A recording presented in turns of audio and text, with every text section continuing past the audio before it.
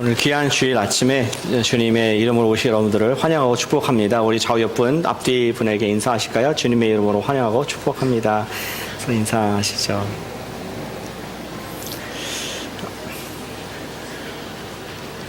네, 기도하신 것 같이 저희가 이번 돌아오는 토요일날 하고 주일날 우리 세미나가 있습니다. Not for me 이렇게 생각하지 마시고 누구를 위한 것이 나를 위한 것입니다.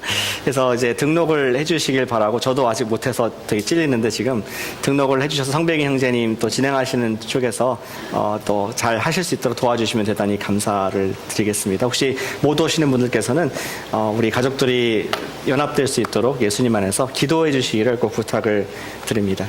저희는 이제 더운 여름을 뒤로 하고, 좀 덥네요. 그래도 아직도 아직 여름을 이제 끝에 와 있습니다. 동안에 하나님 말씀, 특별히 하나님께서 예수님의 말씀을, 우리에게 산상순의 말씀을 여름에 주셨습니다.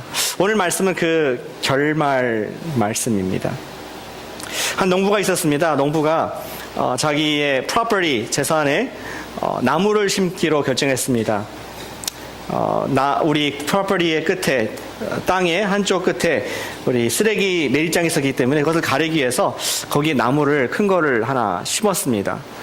그리고 또 한 가지 나무를 또 하나 심었는데, 반대쪽에, 저쪽에 산기슭에 물이 흐르는 그 시냇가 옆에 또 나무를 하나 이렇게 심어서 시간이 지나고 또 나무가 자라게 되었습니다. 그래서 유실수였기 때문에 이쪽에 있는 쓰레기장 옆에 있던 나무도 열매를 맺었고, 저쪽에 있는 나무도 열매를 맺게 되었습니다. 농부가 자기의 일과를 마치면서 나무 열매가 열렸기 때문에 이쪽 쓰레기장 옆에 있는 나무 열매를 보니까 모양이 찌그러졌습니다. 모양이 조금 이상하고 예쁘지는 않지만 먹을 수 있는 열매가 맺혔습니다. 그걸 가지고 집에 와서 자기의 하루를 정리하고 씻고 포치에 앉아서 그 스낵을 먹었습니다. 웬일입니까? 이 열매가 굉장히 썼습니다. 맛이 없고 떫기도 하고 쓰기도 하고 뱉어버렸습니다. 저쪽에 있는 유실수도 열매를 맺었기 때문에 이제 그 나무에게, 물 옆에 있는, 시냇가 옆에 있는 나무에 가서 열매를 또 가져다가 먹었는데, 이번에는 얼마나 이렇게 다른가. 똑같은 나무인데 너무나 달콤하고 향기로운 그런 열매를 먹고, 그 열매를 다 따서 그가 인조했다는 그런 이야기를 들을 수가 있습니다. 너무나 사실 자명한 것 같습니다. 그 나무가 맺는 열매는 뿌리에 기초를 두기 때문에 어디에 뿌리를 두냐에 따라서 그것이 달콤한 향기로운 열매가 될 수가 있고, 아니면은 좀 쓴, 그리고 떫은 열매도 나오는 것을, 그 토양이 결정하는 것을 우리가 어렵지 않게 알 수가 있습니다. 이것을 우리 그리스도인의 삶이라고 할 수 있겠습니다. 저와 여러분들의 삶의 뿌리가 어디에 지금 담겨져 있는가? 우리가 이 세상에 썩어지고 없어질 것, 도둑맞을 그런 것에 내 삶의 뿌리를 두고 있는가? 아니면 우리의 시원한 은혜로운 예수님께 뿌리가 깊이 내려져 있어서 우리 삶에서 나오는 열매가 향기롭고 예수님의 인격을 닮아가는 그런 모습으로 나와 있는가? 우리가 우리 삶을 돌아보게 됩니다. 우리가 살면서 어떠한 레거시를 남기길 원합니다. 이 땅을 우리 하직할 때 우리 모두는 어떠한 돌에다가 우리 이름을 새기게 되고, 거기 연도가 있게 되며 그 대시 가운데에 밑에 우리가 어떤 사람인가를 묘사하는 문구가 들어갈 것입니다. 여러분, 거기에 어떤 문구가 들어갔으면 좋겠습니까? 여러분들의 묘에, 또는 여러분의 납골 그 묘에 어떠한 문구가 들어가기를 원합니까? 어떻게 살다가 보니까 이런 일을 맺었다라는 그러한 우연한 것은 없다고 생각합니다. 어떠한 목적을 두고 내가 무엇에 투자하느냐, 무엇에 내 뿌리를 두고 있는 따라서 그 열매가 나오게 될 것이고, 저와 여러분들의 후세에는 그것을 보고 우리의 이름 밑에 그 열매를 기록해 줄 것입니다. 오늘 말씀은 우리가 무엇이 좋은 열매를 맺게 하는가, 어떤 의도를 가지고 하나님 말씀의 지혜를 구함으로 말미암아 매일매일 내가 바라는 그 열매를 찾아서 향해서 우리의 믿음의 뿌리를 그곳에 두는 우리가 되기를 원합니다. 예수님께서 설교의 말미에 두 가지 좋은 토양, 우리가 좋은 열매를 맺을 수 있는 좋은 토양을 말씀해 주셨습니다. 첫 번째 좋은 토양은 바른 교훈이 좋은 열매를 맺게 한다는 것입니다. 우리 겸손히 한번 따라해 주시면 감사하겠습니다. 바른 교훈이 좋은 열매를 맺는다. 영어로 sound teaching, 건강하고 온전하고 또 참된 그러한 teaching, doctrine, 이것이 좋은 열매를 맺는다라고 예수님께서 그의 설교 후반부에 오늘 산상수훈의 끝에서 말씀을 해주고 있습니다. 예수님께서는 마치 농부나 정원사가 된 마음으로 이제 제자들을 이제 보내시고 언젠가는 그들이 혼자 이 세상에 살아갈 텐데 그들을 잘 자라고 열매 맺는 삶을 유지하도록 주위의 잡초와 잡목을 좀 제거하는 그런 마음이 있었던 것 같습니다. 쓴 것이 올라오지 않고 또 좋은 양분을 많이 얻을 수 있도록 예수님께서는 사랑하는 제자들 그리고 우리들에게 이 제거를 하기 원하셨는데 그러면서 언급하신 첫 번째의 부류의 사람이 바로 15절에 나오는 거짓 선지자들이었습니다. 잡초와 잡목 같은 우리 그리스도인들이 건강한 열매를 맺지 못하게 하는 가장 무서운 요소 중에 하나일 수 있는 거짓, 잘못된 가르침, 거짓 교사들을 삼가라 하면서 그들의 모습을 묘사해 줍니다. 양의 옷을 입고 너에게 나오나니 오나 속으로는 노력질하는 일이라. 양을 보신 적 있습니까? 저도 이번에 키르기스탄 가서 양을 봤는데 좀 굉장히 멍청할 만큼 아무런 그 방어성이 없는 겁니다. 뭐 뿔이 있습니까? 뭐 이가 날카롭습니까? 발톱으로 핥힐 수가 있습니까? 그냥 머리라 박을 수 있을지 모르지만 자기가 상하겠죠. 이렇게 harmless한 아무한테 피해를 줄 수 없는 양 같은 모습으로 겉모습은 오지만 사실은 속 마음은 착하지 않고 오히려 찢기고 상하고 도둑질하는 죽이는 그런 이리의 마음을 가지고 오는 그러한 원수들이 있을 것이다 라고 말씀을 하고 있습니다.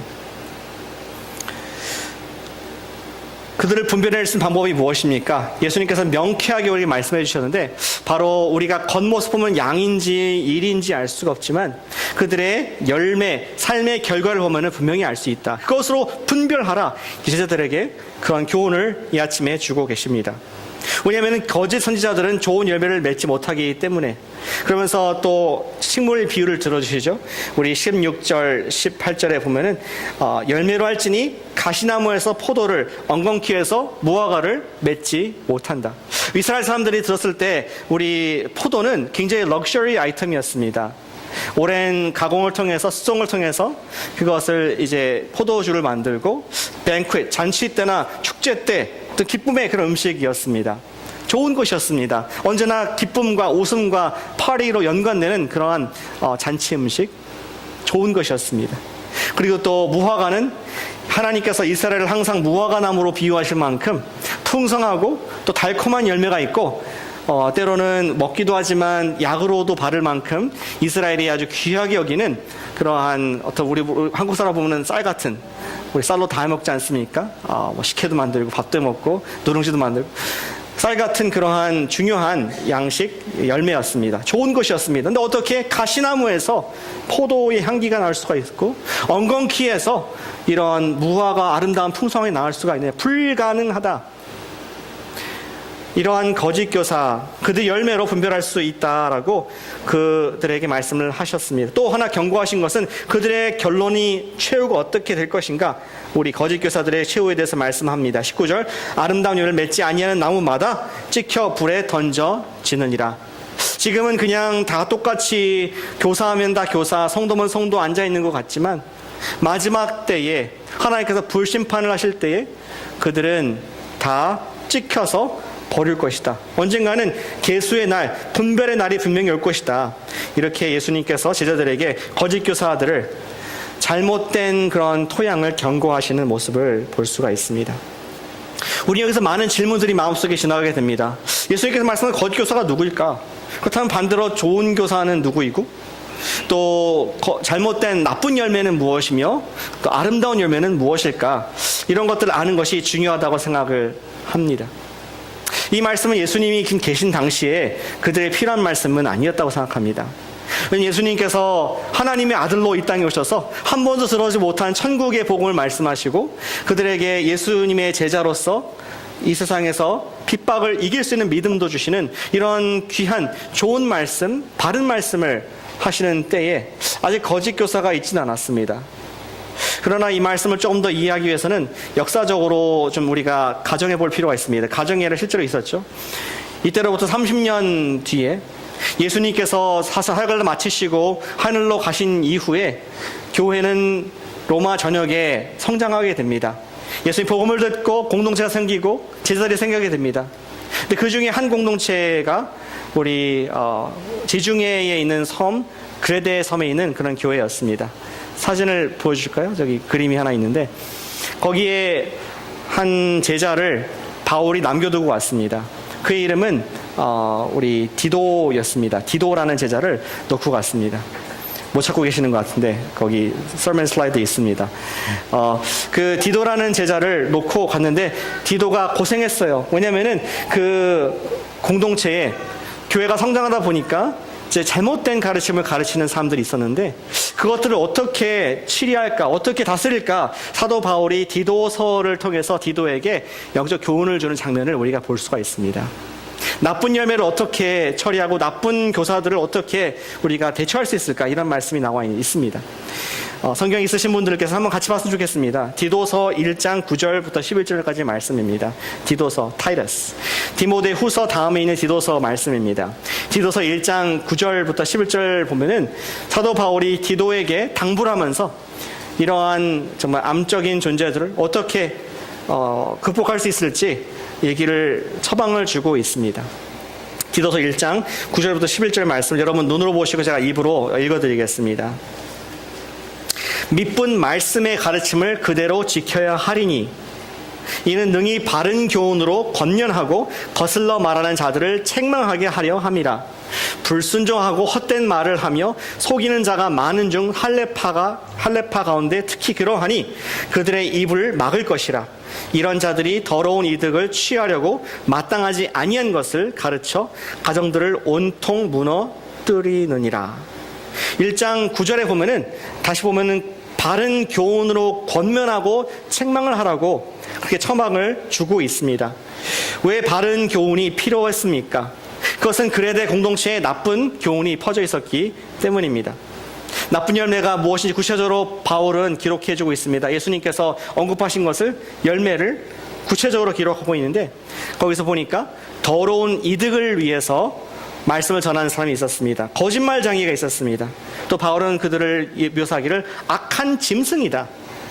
자기의 배만 위하는 게으름뱅이고 가정을 파괴하는 사람들이고 허탄한 이야기, Jewish myth, 그 당시에 신화들을 갖고 성경에 섞어서 이상한 가르침을 내는 그러한 거짓 교사들. 이들에 반박해서 우리가 바른 교훈을 전하는 사람들을 세우라고 바울은 디모데에게 당부를 하고 있습니다. 예수님께서 말씀하신 참된 교사, 참된 선지자는 성경의 핵심인 복음을 바로 가르치는 사람들을 말하는 것입니다. 어쩌면 바울 시대에 우리 디도가 있던 그 그레데 섬에 그런 복음이 전했는지 모르겠습니다. 예수님의 복음을 믿으면은 여러분들이 재산을 많이 얻게 되고 건강해지고 또 여러분의 관계가 모두 다 화목하게 될 것입니다. 예수님만 믿으면은 하늘의 보화가 땅의 보화로 변하게 될 것입니다. 이러한 듣기 좋은 말을 사람의 정말 마음의 그 귀를 긁어줄 수 있는 말을 자기 마음대로 하는 사람들이 있지 않았을까 우리가 상상해 볼 수가 있습니다. 바울은 이에 대해서 바른 교훈, 예수님을 위해서 경건하게 살고자 하는 자는 박해를 받으리라 말씀했는데 그것을 가르치지 않는 그러한 거짓 교사를 보면서 바른 교훈만이 레메디, 이러한 나쁜 열매를 맺게 되는 것에 대한 처방이라고 그렇게 말씀을 해주고 있다는 것이죠. 이렇게 보면 예수님의 산상수훈의 열매에 대한 말씀, 거짓 교사에 대한 말씀 좀 더 선명해진다고 생각이 듭니다. 예수님께서 이 설교를 하실 때 어떠한 성경 구절을 생각하셨을까 상상해 보게 됐습니다. 저는 시편 1편이 생각이 났습니다. 예수님께서 거짓 교사, 참된 교사, 또 열매를 생각하시면서 시편 1편 2절과 3절을 생각냈을 것 같습니다. 못 찾으셨습니까? 파워포인트가 다 있는데, 예. 1장 2절과 3절 말씀에 오직 여호와 율법을 즐거워하여 그 율법을 주야로 묵상하는도다. 그는 시냇가에 심은 나무가 철을 따라 열매를 맺으며 그 잎사귀가 마르지 아니함 같으니 그가 하는 모든 일이 다 형통하리라. 예수님 마음속에는 그림이 있었습니다. 마치 시냇가에 있는 바로 물가 옆에 있는 나무. 우리 베이 에리어가 지금 한참 드라이하고 건조한 그런 때인데, 그렇다 할지라도 요세미티에 심겨져 있는 강이 지금 흘러가고 폭포 옆에 있는 그 나무는 항상 푸를 수 있는 것 같이, 예수님께서 말씀하시기를 누구든지 바른 교훈의 물을, 그 누트리션을 흡족하게 마시고 있는 사람은 그는 마르지 않고 잎사귀가 항상 푸르르며 모든 것이 형통할 것이다. 이러한 말씀을 생각하면서 이 말씀을 하지 않았을까 생각해 보게 됩니다. 예, 그렇습니다. 하나님의 바른 말씀의 교훈을 받는 사람은, 그런 나무는 뿌리에 흔들림이 없는 줄로 믿습니다. 어떠한 외부의 약함에도 움직이지 아니하고 철을 따라 과실을 맺게 된다는 것을 말씀하고자 하셨던 것이죠. 하나님의 복음의 말씀의 교훈을 늘 묵상하고 배우고 그것을 적용하는 것을 가르치는 그러한 공동체, 그 받는 사람, 그들에게는 열매가 나타나게 됩니다. 성경에 신약의 열매에 관한 언급이 많이 있거든요. 그중에 대표적인 것이 우리 갈라디아서 2장 22절에 나오는 성령의 9가지 열매를 우리가 기억할 수가 있습니다. 어떤 열매가 맺힙니까? 사랑과 온유와 희락과 화평과 절제와 오래 참음과 충성과, 뭐가 좀 순서가 안 맞는 것 같네요. 빠진 것 같습니다. 사랑, 희락, 화평, 오래 참음, 자비, 양선, 충성, 온유, 절제. 이런 것이니 이것을 금할 법이 없다. 자연이 싹을 트고 열매를 맺는 것을 막을 수 있는 그러한 과학자가 없듯이, 이러한 열매가 맺히는 것을, 생산되는 것을 막을 수 있는 길이 없다. 성령의 열매 하면서 예수님께서 그러한 아름다운 달콤한 열매를 우리에게 보여주셨습니다. 하나님의 말씀에 통해 깊이 뿌리를 박은 그러한 사람은 그의 인격과 말, 그리고 행동에서 예수님의 향기가 난다는 것을 얘기를 하고자 하셨던 것이죠. 이 시대에서 이런 단어들이 정말 익숙한 단어들입니까? 사랑. 우리 계속 미국의 인종 문제로 인해서 계속 남북 전쟁 때부터 지금까지 계속 경쟁하고 또 미워하고 시기하고 죽이는 일들이 계속 있어 왔는데, 사랑이라는 것이 열매가 맺힐 수가 있을까요? 정말 인스턴테이니어스한, 속도가 중요한 그러한 시대에 살고 있으면서 절제라는 단어가 과연 우리 삶 속에 열매를 맺을 수가 있을까요? 남을 이기고 누르고 경쟁에서 더 먼저 가야 되는 그런 스트레스가 많은 시대에, 그런 환경에서 우리가 joy, 희락이라는 그런 열매를 감히 상상해 볼 수가 있습니까? 우리는 현재 문화라는 것에, 우리가 살고 있는 땅에 뿌리를 박으면은 이런 열매를 기대할 수 없습니다. 그러나 우리가 좋은 것, 바른 교훈에, 바른 가르침에, 하나님 말씀에 뿌리를 깊이 내릴 때 이런 열매가 맺히게 된다고 주의 말씀 약속을 해주고 있습니다. 사랑하는 성도 여러분, 우리가 바른 교훈에 뿌리를 내리시기를 축복합니다. 아멘. 매일 이번 가을에 예수님의 고난과 부활에 집중된 말씀을 듣게 될 것입니다. 지난 우리 봄에는 The Rescue Begins, 예수님께서 이 땅에 오셨고 또 사람들 만나주시면서 그가 누구이신지 보여준 그런 이야기를 우리 함께 보았습니다.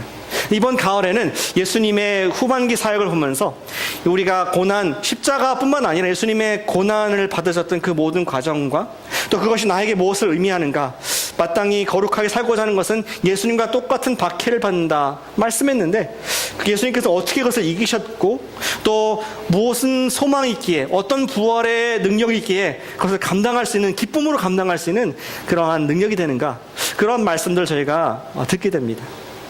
우리가 이 말씀을 받을 때, 우리가 하나님 말씀을 들을 때, 아름다운 진주는 조개의 고통을 통해서 만들어지듯이 박해와 고난을 통해서 아름다운 예수님의 성품을 우리가 누리게 되는 그러한 근원이 될 줄로 믿습니다.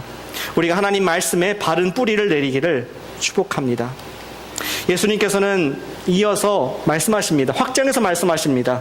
우리가 어떻게 좋은 열매를 맺는 삶을 살 수 있을까? 늘 시냇가의 나무와 같이 바른 양분, 하나님 말씀을 공급받을 뿐만 아니라 더 나아가서 바른 순종이, 그것에 반응하는 순종의 삶이 좋은 열매를 맺는다라고 우리에게 말씀해주고 있습니다. 그것도 같이 한번 해주실까요? 바른 순종이 좋은 열매를 맺는다. 옆분에게도 사랑하는 마음으로 한번 해주실까요?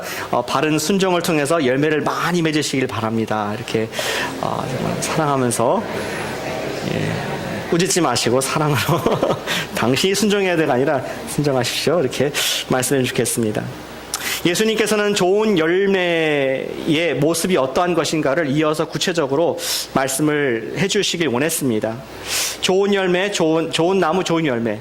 근데 먼저 아까도 얘기했지만 나쁜 것을 먼저 말씀해 주셨습니다. 나쁜 열매가 무엇이고 예수님께서 경고하신 열매가 무엇인가. 21절에 나와 있습니다. 한번 같이 읽어보실까요? 21절 말씀입니다. 시작. 나더러 주여 주여 하는 자마다 다 천국에 들어갈 것이 아니요 다만 하늘에 계신 내 아버지의 뜻대로 행하는 자라야 들어가리라. 열매라는 이미지를 계속 갖고 오길 원합니다. 이러한 주여 주여 하는 열매를 맺는 사람들이라고 해서 다 하나님 나라에 들어가는 것은 아니다. 충격적입니다. 지금 예수님께서 산상수훈에서 말씀한 핵심이 하나님 나라의 삶, 어떻게 거기 들어가고 또 현재 내가 그런 하나님 나라의 삶을 어떻게 이 땅에 살아갈 수 있을까에 대한 실제적인 교훈들을 주셨는데, 아니 하나님, 예수님 지금까지 다 들었는데 주여 주여 주님을 부른다고 해서 못 들어간다니요. 좀 이해할 수 없는 그런 말씀을 하셨습니다. 주여 주여가 무슨 의미입니까? 예수님께서 설명해 주셨어요. 그 다음에 절에 보시니까 22절에 분명히 나와 있습니다. 그날에 많은 사람이 나더러 이르되 주여 주여 우리가 주의 이름으로 선지자 노릇을 했습니다. 주여 주여 불렀다는 것은 예수님의 이름으로 말씀을 전했다는 것입니다. 또 내가 주의 이름으로 귀신을 쫓아냈습니다. 예수님의 이름으로 능력 있는 기도도 했다는 것입니다.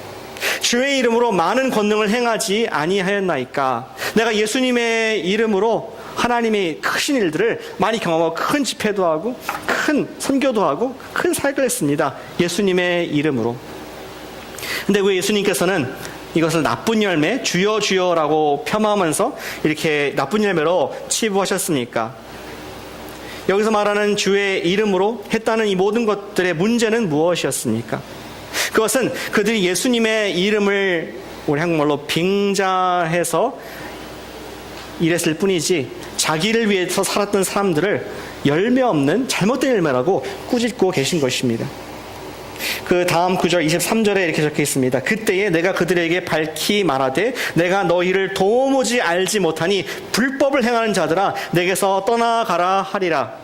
예수님께서 말씀하시기를 네가 나를 주여 주여 불렀지만 나와 관계가 없구나. 나는 너를 알지 못하고 너도 나를 알지 못하는, 너가 그렇게 한 것은 더러운 이득을 위해서 한 것이지 너의 이름을 좀 드러내기 위해서 한 것이고 공동체에서 인정받기 위해서 한 것이지 어찌 그게 나와 관계 있는 것이냐 하면서 예수님께서 뼈아픈 말씀을 하시는 것을 보게 됩니다. 불법을 행한 자들 떠나가라 이렇게 말씀을 하고 있습니다.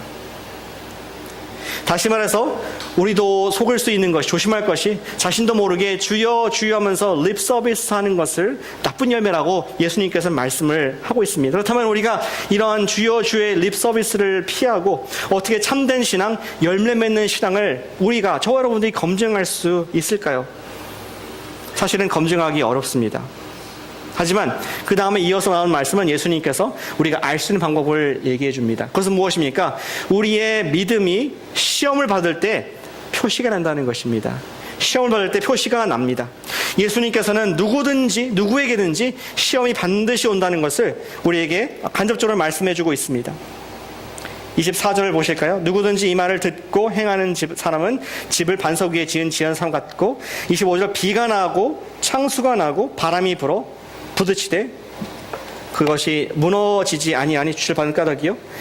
말을 듣도 행하지 아니한 사람은 모래 위에 지은 어린 사람 같아서 비와 창수와 바람이 날 때 그 집이 부딪힘에 무너져서 무너짐이 심하다. 완전히 파손돼 버리는 그러한 연약한 안타까운 집을 묘사하고 있습니다. 이것은 우리의 믿음의 집, 우리 자신의 믿음을 표현하는 말씀이라고 생각할 수가 있겠습니다. 그들은 당장에는 다 똑같이 아무런 어떤 외부의 스트레스가 없을 때는 그냥 예수 믿는 것이 좋은 것 같고 또 교회 가는 것이 그냥 똑같아 보이지만, 그러나 비가 나고 창수가 나며 바람이 불어올 때는 그것이 증명이 된다. 과연 그것이 주여 주여였는지 진정한 예수님을 주님으로 내가 따라가는 것인지 알 수 있게 된다라고 말씀을 합니다. 어제 텍사스 남동쪽에 허리케인 하비가 왔죠. 아무리 과학이 뛰어난 기상을 관측하고 예측하고 또 인공위성으로 다 바라보는 미국이라 할지라도 하비를 막을 길이 없습니다. 그냥 당하는 것입니다. 그것을 피하고 어떻게 대처할지 그것을 준비할 뿐 엄청난 그런 피해를 내는 허리케인, 캐터고리 4, 숫자가 높아질수록 큰 그 허리케인이죠. 그것을 당해낼 수가 없습니다. 엄청난 피해를 냈고 지금도 내고 있다고 들었습니다. 바람과 파도, 피해를 주었고 3시간 만에 500mm가 왔다고 합니다. 거의 1년치 비가 한꺼번에 다 온 건데 그러한 엄청난 양의 홍수가 있어서 큰 도로와 또 집에 피해가 간 것을 우리가 사진을 통해서 또 뉴스를 통해서 알 수 있습니다. 그런데 이럴 때 기초가 튼튼해서 잘 지은 집이 견디게 됩니다. 반면에 그렇지 못한 집은 성경에 나온 것처럼 모래 위에 지은 집과 같이 완전히 폭삭 망할 뿐만 아니라 흔적도 사라져버리는 그러한 파산을 경험하게 될 것입니다. 예수님께서는 이것을 예로 들면서 믿음의 파선을 우리에게 경고하고 계십니다.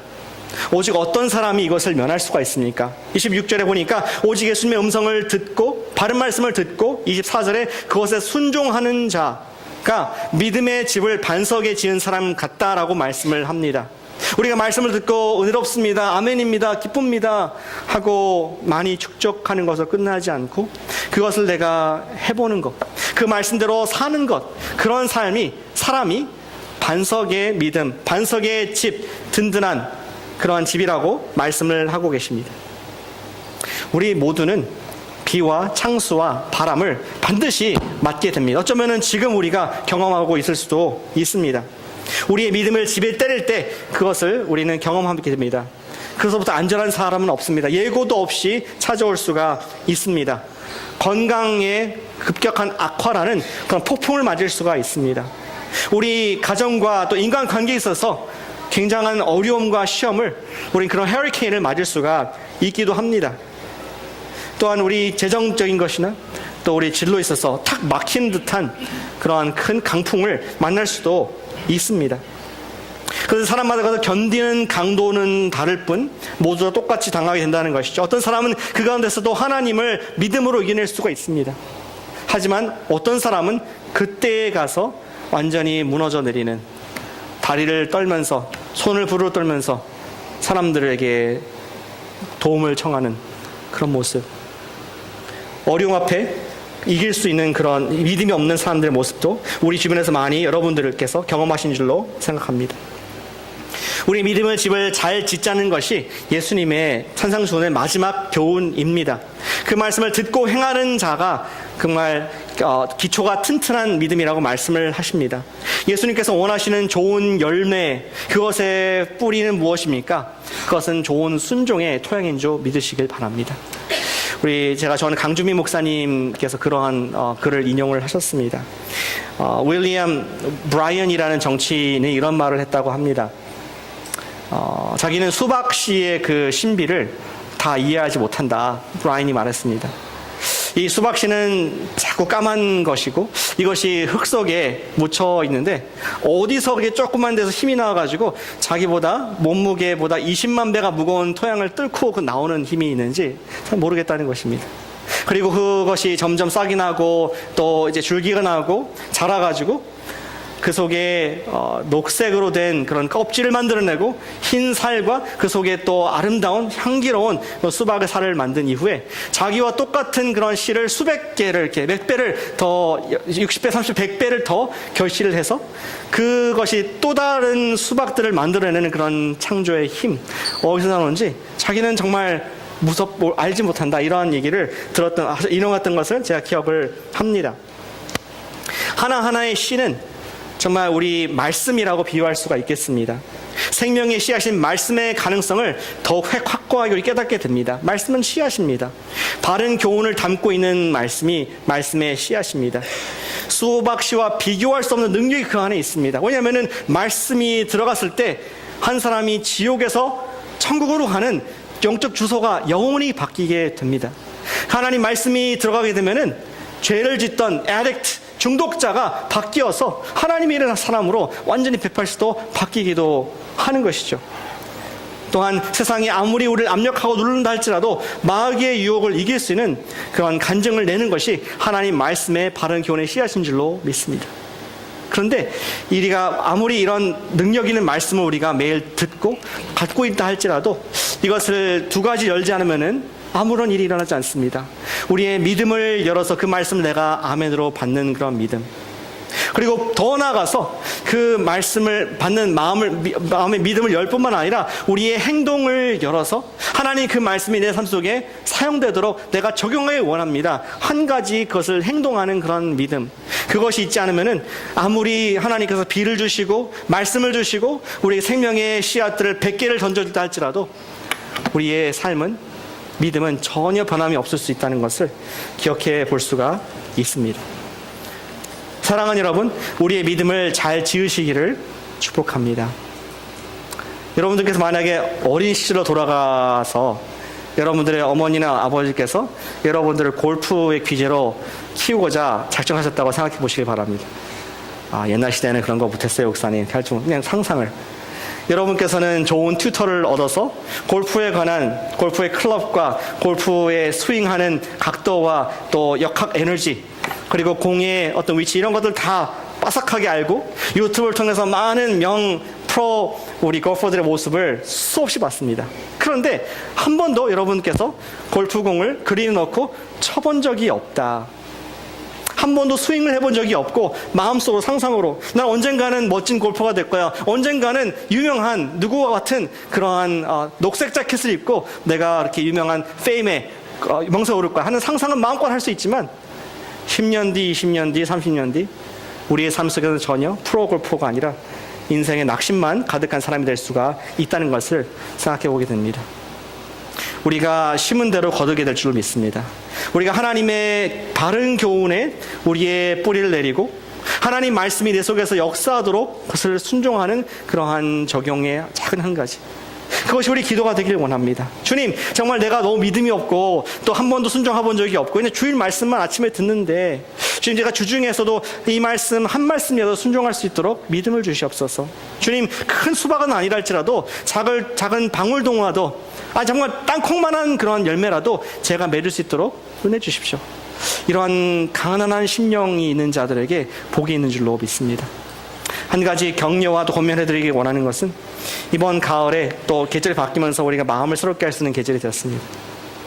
우리가 교회에서 항상 매일 성경을 가지고 하나님 말씀을 한 문단 두 문단씩 읽어하는데 그런 마음으로 읽으면 어떨까요? 하나님, 제 뿌리를 하나님 말씀의 이 한 문단에, 정말 이 한 문장이라도, 이 한 단어라도 주시는 그 말씀을 내가 받기를 원하고 이 말씀이 어떤 의미인가 한 가지라도 적용할 수 있는 그런 은혜 주시옵소서.